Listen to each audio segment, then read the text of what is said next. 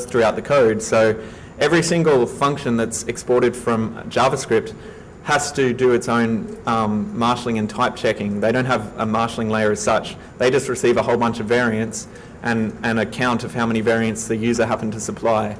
And they have to go through and verify them all and do type conversions if necessary.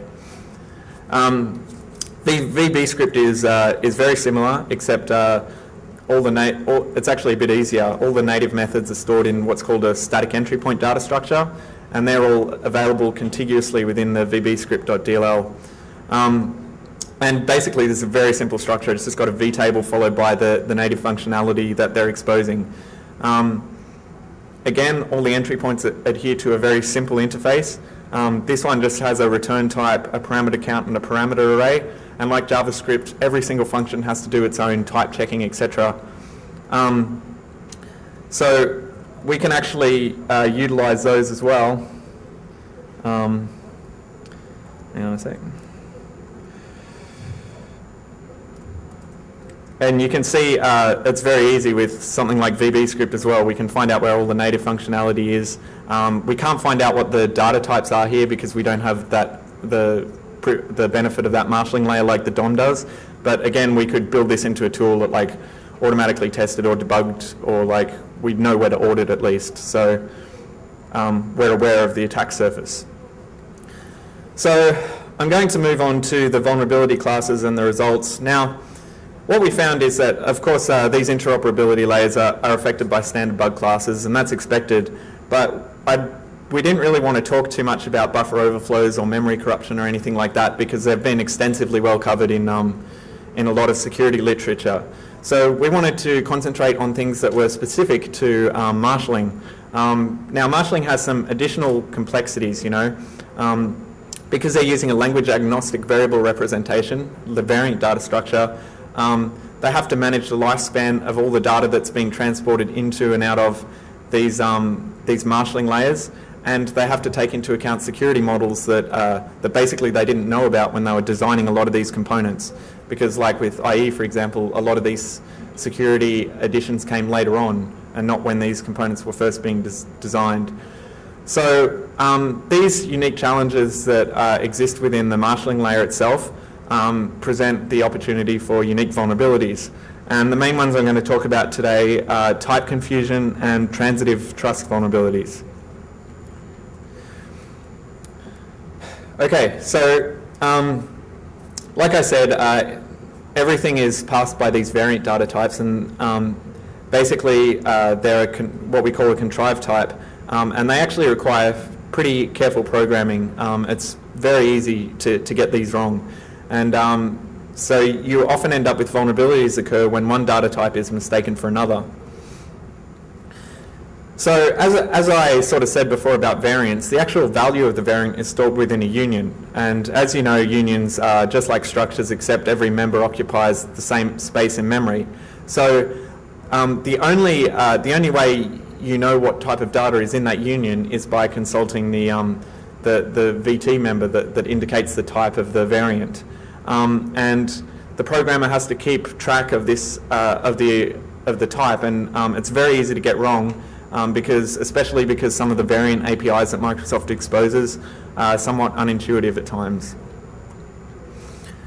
So the first thing is permissive property maps. Now, as I was talking about before, when you've got using COM persistence, they have these property maps. And basically, all those macros that you saw allow you to define, okay, I've got this data value, it's this type, and it goes at this place in the instantiated class.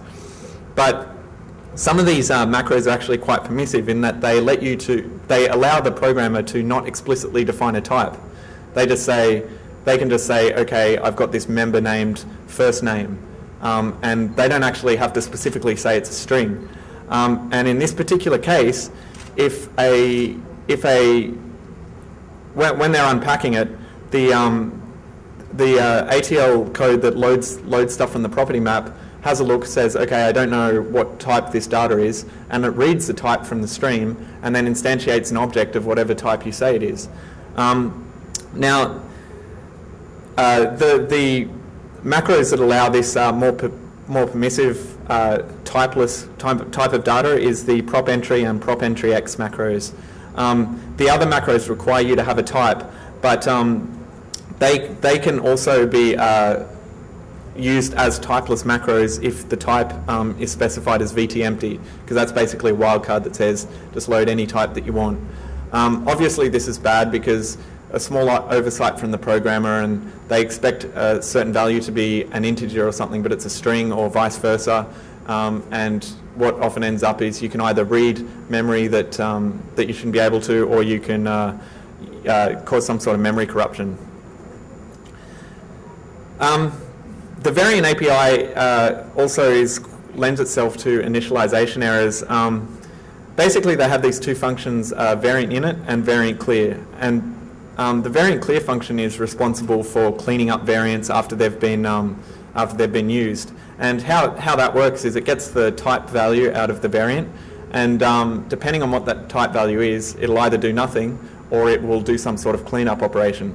So if the type is an integer, there's nothing to clean up. But if it's a B string, for example, a string, it will free that memory. If it's a dispatch object, like a COM object, it will call the release method of that COM object. So obviously, if you pass a variant to variant clear that hasn't been initialized properly, then the type value might be an uninitialized member, and you'll end up doing something that you might not have intended, such as either freeing an arbitrary block of memory or trying to jump to an arbitrary block of memory, which is even worse. So you always have to call this function called variant init before you use a variant, and then you clear it later with variant clear.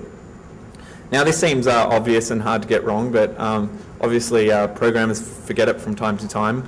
But there is actually a more subtle variation of how to make this kind of vulnerability, and that is that a lot of the variant APIs that have a destination parameter call variant clear on their destination before they do anything.